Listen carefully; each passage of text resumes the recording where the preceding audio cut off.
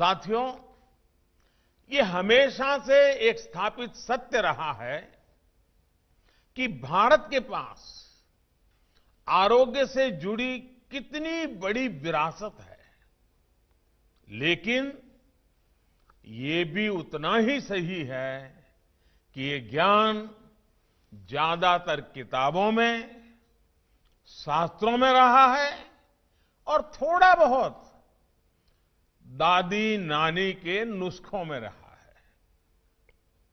इस ज्ञान को आधुनिक आवश्यकताओं के अनुसार विकसित किया जाना ये बहुत आवश्यक है। इसलिए देश में अब पहली बार हमारे पुरातन चिकित्सा वाला ज्ञान जो है, उस ज्ञान विज्ञान को 21वीं सदी के आधुनिक विज्ञान से मिली जानकारी के साथ भी उसको जोड़ा जा रहा है, इंटीग्रेट किया जा रहा है, नई रिसर्च की जा रही है। 3 साल पहले ही हमारे यहां अखिल भारतीय आयुर्वेदिक संस्थान की स्थापना की गई है। लेह में सोवा रिगपा से जुड़ी रिसर्च और दूसरे अध्ययन के लिए राष्ट्रीय सोवा रिगपा संस्थान विकसित करने का काम जारी है। आज गुजरात और राजस्थान के जिन 2 संस्थानों को अपग्रेड किया गया है, वो भी इसी सिलसिले का विस्तार है। भाइयों और बहनों, कहते हैं जब कद बढ़ता है तो दायित्व भी बढ़ता है।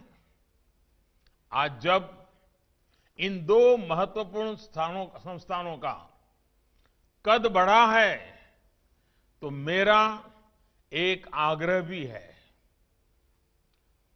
देश के प्रीमियम आयुर्वेदिक संस्थान होने के कारण अब आप सब पर ऐसे पाठ्यक्रम तैयार करने की जिम्मेदारी है जो इंटरनेशनल प्रैक्टिसेस के अनुकूल और वैज्ञानिक मानकों के अनुरूप हो।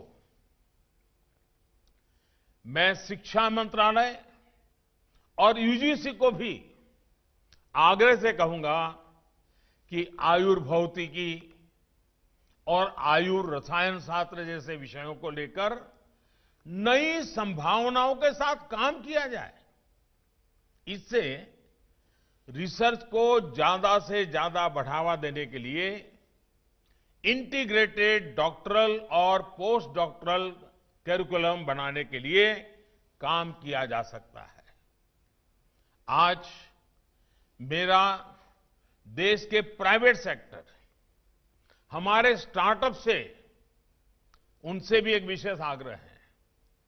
देश के प्राइवेट सेक्टर नए स्टार्टअप्स को आयुर्वेद की ग्लोबल डिमांड को स्टडी करना चाहिए और इस सेक्टर में होने वाली ग्रोथ में अपनी हिस्सेदारी सुनिश्चित करनी चाहिए।